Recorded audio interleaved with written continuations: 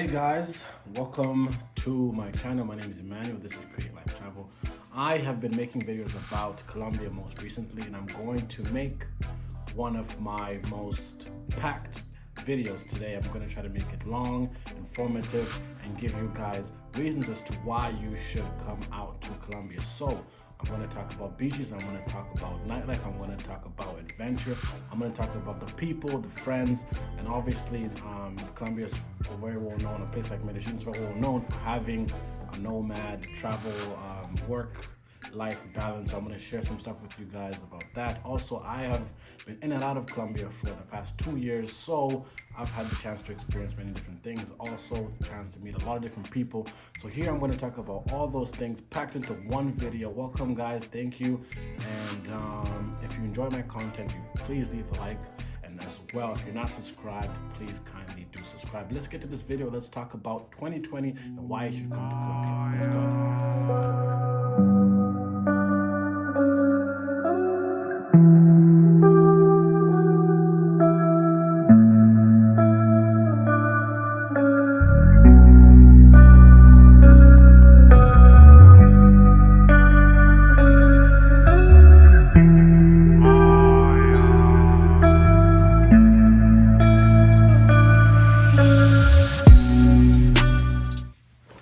Okay guys, welcome once again. So let's get this started. We're going to talk about Colombia. So if you guys haven't been there yet, I'm going to try to describe things in a way so you understand. Also, for those people who might already be here, well, I guess you know most of these places anyways, but I'm going to give you guys visuals in case you haven't had a chance to visit them yet. This way, if you're thinking about going, you get a chance to see what it looks like, and I tell you my experience. So let's get started. We're going to start off with one of the, I guess, places most people come to when they first come out to Medellin, to Colombia, which is Cartagena. So I've had the chance to visit Cartagena, I think about four times. So this is 4 times within the last 2 years. So I've had a chance to see it pre-pandemic. I've had a chance to see it right when Colombia opened. I've had a chance to see it in December. I've had a chance to see it twice in December actually. So this means that I've seen the place, I've experienced it, and I've kind of had a chance to get its vibes. So because I'm starting with Cartagena, we are going to start off with obviously beaches, right? So beaches, I had a chance to visit Bumba. So this is actually an island, and it is about 10-15 minutes away from Boca Grande, which is the main coastline of Cartagena. And I've had a chance to visit twice. I first visited with my friend Alex, and we went with 2 friends of ours, some ladies from the Cartagena area. We enjoyed ourselves. I mean, the beach is nice and chill. It is a bit small, so when you go there, of course, it may seem a little crowded because the distance between the water and, for example, where you're sitting is not that, not that large. So I think this place would be good for day trips. I wouldn't say it's a beach you would maybe even visit more than once. I say visit this place maybe on your first day out there where you don't have as much time and you just want to go out to the beach really quickly. I would say you could go to Bumba. So because I didn't visit so many beaches in Cartagena, that's why I wanted to talk about this one first. I'm gonna just talk about accommodations here, because I think it's one of the more important things as well. There's so many different options out there in Cartagena. So I'm gonna slow it down a little bit here and give you an overview of the different accommodations that I stayed at while in the city. So I did stay in, I would say this is an apartment building, okay? But obviously the owners use some of these spaces for Airbnb. So we had a 2-bedroom Airbnb on the 17th or so floor. Nice balcony, long and nice. I think it's great for entertaining other people. It's also great if you just want to chill out and hang out right by the beach. So this is not any beach you should rave about. It's just a normal black sand beach, nothing to get crazy about. So this one costs about, I believe it was $100. Not too quite sure because I did stay out there a while ago, but I think it's actually worth it because especially if you're not out there for too long, you want the Cartagena experience. And I believe staying in an Airbnb just like this one would be my recommendation for all of y'all. So I'm not gonna go over all the accommodations I stayed at in Cartagena, but I'm gonna go over a few that is now in Central Historical, because now the budget drops down from $100 a night to about 10, 25, some 30. So these are more budget friendly places. I can even talk about hostels first. Hostel I stayed at was Selena Hostel. I believe Selena must have been maybe $15. I don't quite remember. But the good thing about staying in a hostel is obviously you're gonna have the chance to mingle with other people. Although it is COVID time, we are still social beings. We all still want to go out and chat with people and meet new people, especially if you're traveling solo. So I stayed in Selena Hostel for about 2 nights, which was about $15 to $20. I don't quite remember. I stayed in a few, let's say 1-bedroom Airbnbs in Getaway. Getaway is the colorful sort of old town in Cartagena, and I recommend maybe even if you're visiting to try both staying in Getaway and also try staying in the coastal Airbnbs with these skyscraping buildings. So that is all I'm going to talk about when it comes to accommodations in Cartagena. I believe that's enough information for you, the prices, and as well, the 2 different areas I recommend. Now we're going to fly over to Santa Marta. So the beaches here, I got to know, I think, a little bit better because they are a bit more my style. They're larger. They are, they're around nature, surrounded by nature, trees, and all these things that I like. So first, I'm going to mention Taganga. Taganga is actually located, I would say, somewhat of a valley. There's mountains around it. There's cool accommodation spaces. There's so much going around there in terms of being able to stay in hotels, as well as being able to stay in hostels with pools, with nice rooftops. So I think that the vibe here is a little more chill. It's a little slower than Cartagena, which is a lot more of my speed. So when I was out there, I had a chance to stay in many different accommodations. I stayed in Airbnbs, which was like they called it a beach house because it was a house just by the beach, and I loved it. Honestly, it had a pool. They had a nice lady there who was available to make food. So breakfast, lunch, dinner. Welcome to Rio Chuba Beach House. This room here is about, I think it was about $20, which I think is actually a good value compared to the $20 I was spending in Barranquilla, which didn't have a pool, didn't have a restaurant, didn't have anything. This one has this bathroom here. Let me just, so I can see myself and record this properly. Yeah, bathroom here. I think it's kind of cool. The whole setup, it looks pretty neat. Functioning AC, which is very important in this part of the country. A little fridge, which I really appreciate. But the funny thing about this washroom is that if you're in here with somebody, you're gonna be pretty damn intimate because you can hear and see everything. But whatever it is you wanted, she was there available to cook for the residents of the house.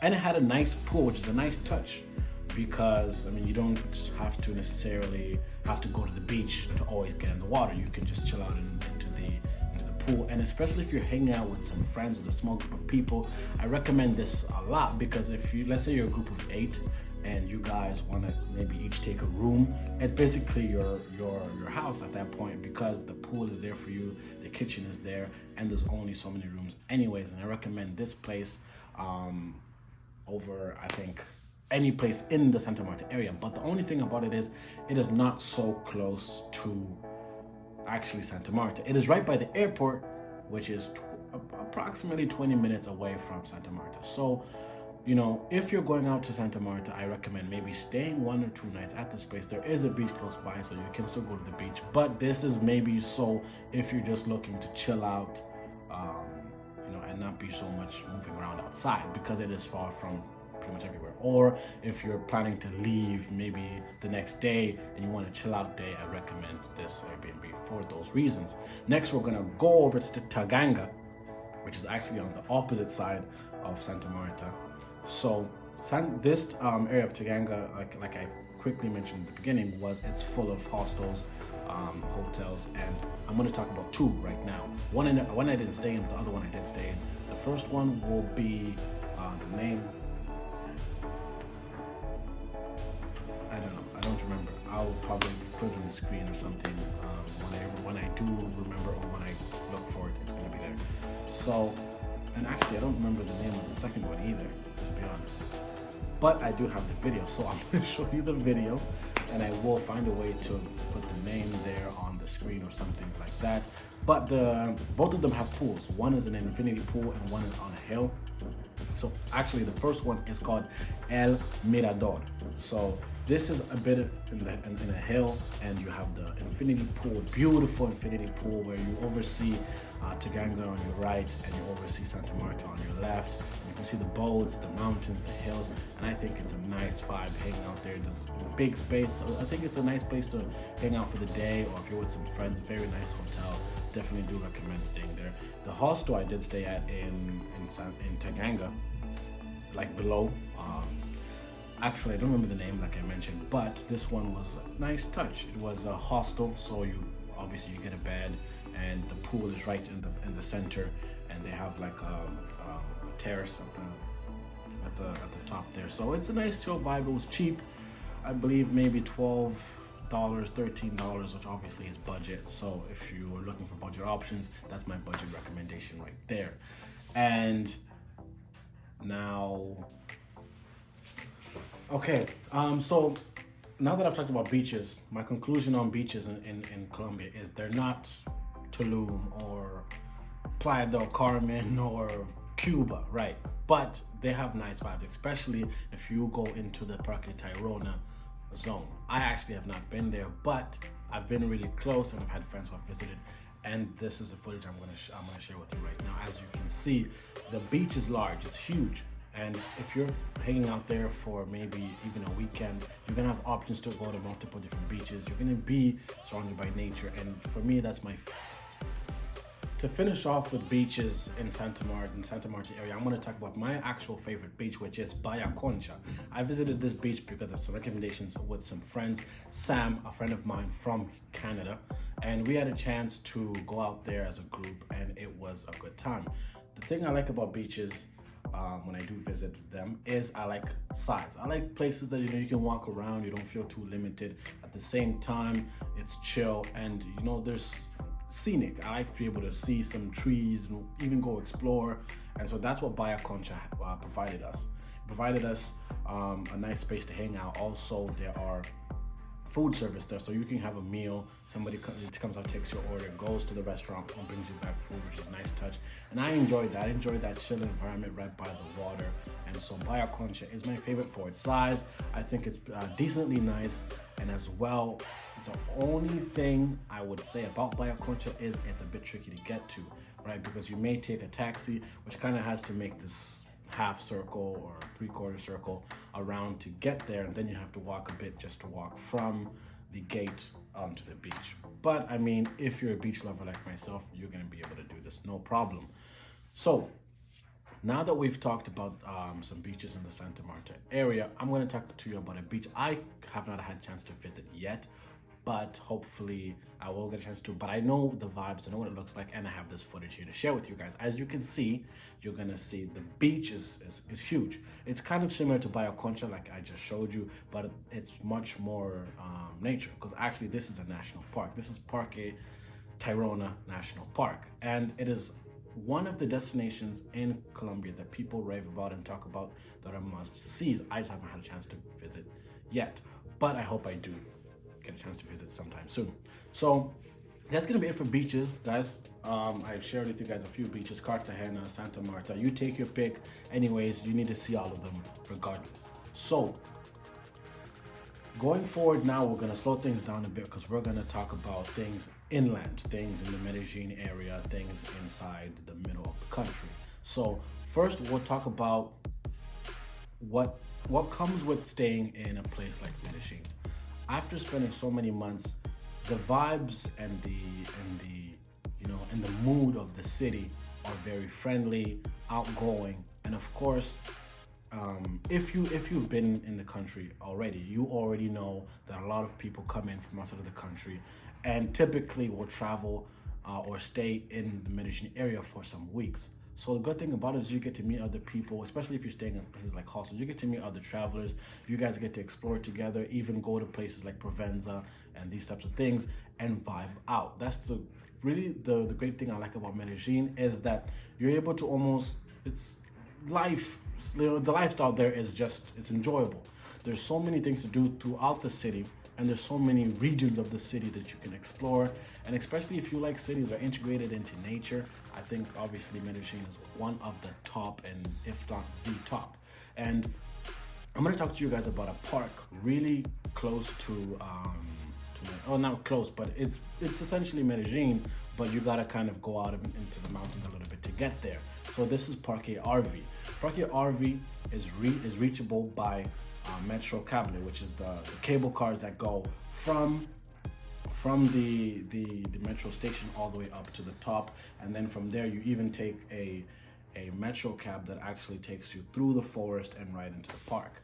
So this park actually is a nice area to chill if you guys want to hang out with some friends and just be nature, or even, you know, as someone who's from Canada, I'm used to being in environments like camping type of environments, and I believe Parque RV, people may not camp there, but it gives me those types of vibes. So Parque RV is a forest essentially, and you're able to go out there, hang out, eat, do things like horseback riding, and it's a chill place. If you like nature and you just want to explore, walk around, hike, I definitely recommend it. I had a chance to visit with a few friends. We just vibed out there, chilled there for a few hours, and then made our way back down. So it's a nice day trip. It's something you could do while you're in the city, and I recommend it since I mentioned it in the video.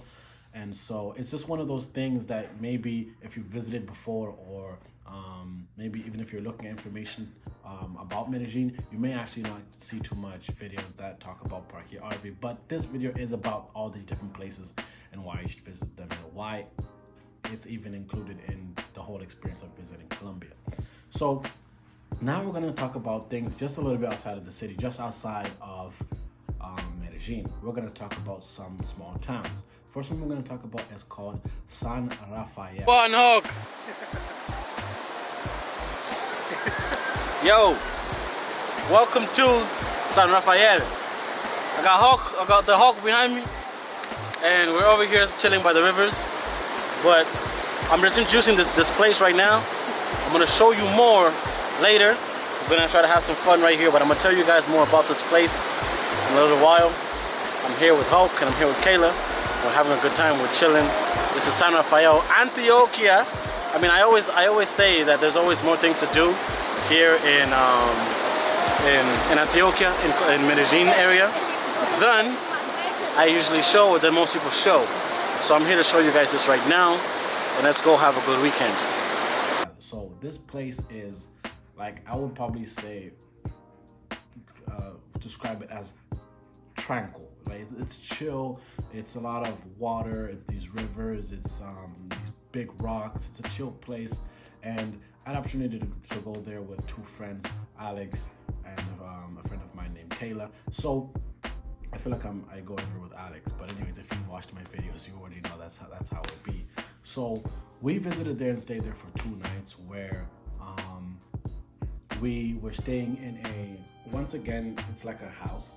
It's like some of the places we stayed in before, but at the same time we booked it through Airbnb, and we were able to stay there and just have access to the water just by the backyard of the house. So why this is great is because you don't have to do too much walking. You're already basically at your final destination as soon as you get to the Airbnb. and the owner of the Airbnb actually took us out to a waterfall. They're called cascadas. I don't quite remember the name of the cascada, but I'm going to show you the video and you see what it looked like right there. I may also we could switch over to now to when I was there, and we can see what I had to say when I was there vlogging. Let's go over there really quick. Okay, welcome to Cascada La Cazuela. So this is approximately 15 minutes from where we were staying. So it's kind of tricky to give you guys locations because I don't really know where we were staying, like in terms of address and stuff like that. But I'm gonna give you guys information later on. Hopefully I'll be able to get you guys that information once I'm back in Medellin. But anyways, this place right here is beautiful, as you can see. You guys that want to see the stuff around Medellin that's not Medellin, welcome. And you guys are 2 hours from Medellin to get to this place, and you'll have a good time. You come here, spend a few hours, do what you want to do. Okay, yeah guys, as you can see, this place is quite chill. And once again, if you're a nature lover, I think Colombia just has so many of these opportunities, so many of these places that are opportunities to immerse yourself in nature. And this is one of the top reasons why I do recommend visiting the country. So I have had a chance to visit some countries. For example, Mexico is one that I can compare it to. Mexico is beautiful, the beaches are beautiful, but when it comes to really getting into nature or having places to hike, it may not offer the same diversity. I think it's the perfect word that Colombia offers.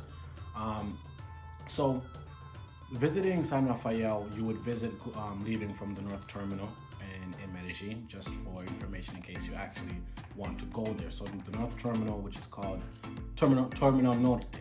So you go out there and you take a bus going to Guatapé, but it goes a bit further out than Guatapé because you're going to San Rafael. And I definitely would recommend probably 2 nights in the city, because you want to take it slow, you want to chill. It's a place with it's nice slow speed and a nice weekend getaway. So now we're gonna actually take it over to a bit further south from Medellin. We're gonna talk about Jardin, Antioquia. Once again, this is a nature destination. So once again, we're talking about mountains. We're talking about a bit more here. We're talking more about farms and stuff like this. We're talking about actually the vibes there are a bit more different. It seems like even slower than San Rafael. Same speed, they're all slow, nice, calm towns. But I think this place actually offers a bit more in terms of things to do, because you have access to these rivers and these waters. If you want to go hang out by the water, just have a chill time, immerse yourself into nature. At the same time, you're able to do horseback riding in the mountains actually. And the cool thing about that is you're able to actually, it's like a tour. We actually did a tour.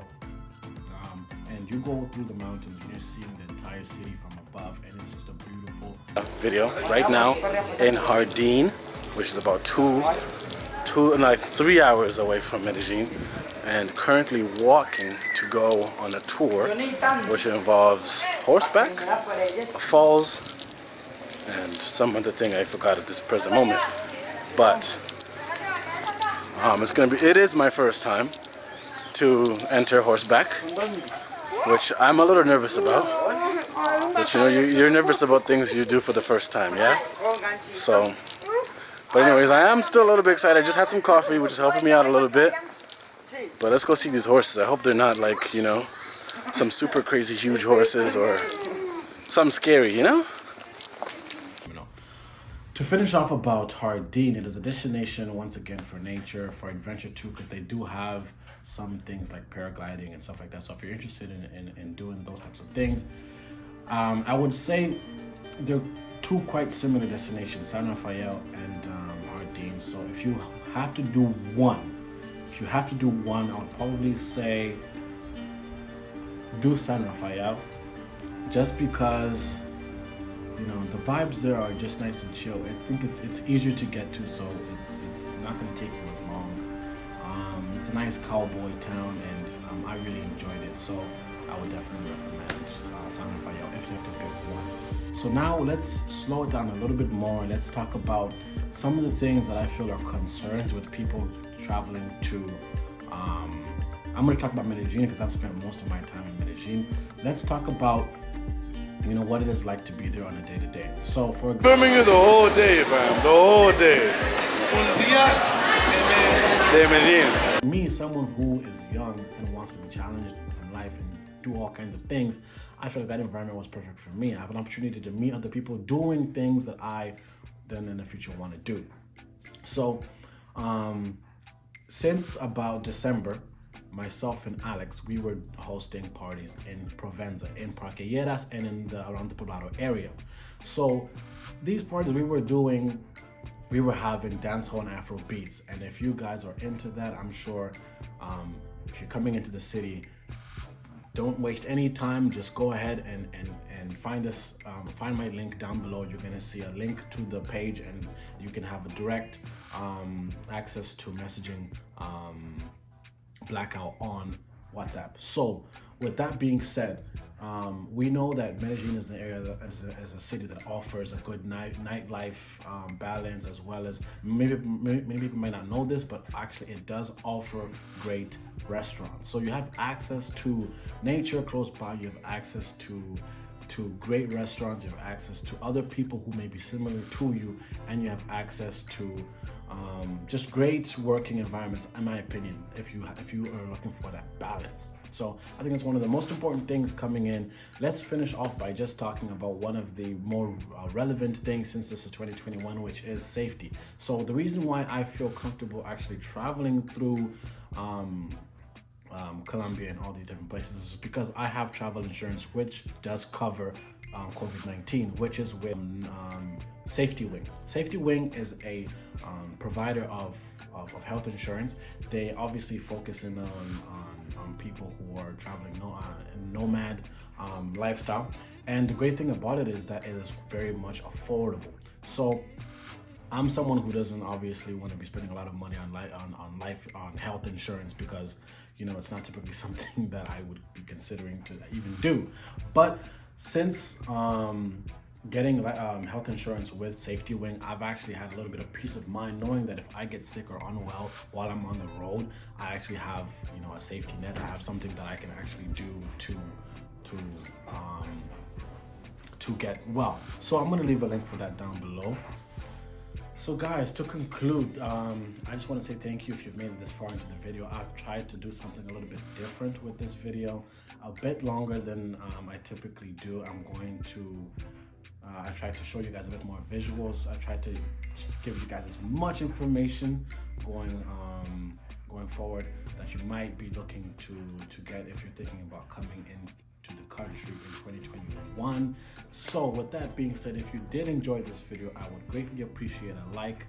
And if you have any questions at all, please feel free to comment. I always reply to these comments. At the same time, if you are not subscribed, please do subscribe. I am going to be making much more content. And if you are someone who is interested in travel, or even specifically if it's travel within Colombia or travel in general, I have been making travel content for quite a while. You can also follow me on Instagram. My Instagram is _theworldmine, and if you want to reach me on that as well, feel free. I'm very open to having conversations with everybody out there. So once again, guys, thank you very much. And this was my take on why you should travel Colombia in 2021. I hope if you guys are going to make it out there, we link up, because I like making friends. So it's just that simple. Thank you guys for watching, and see you in the next one.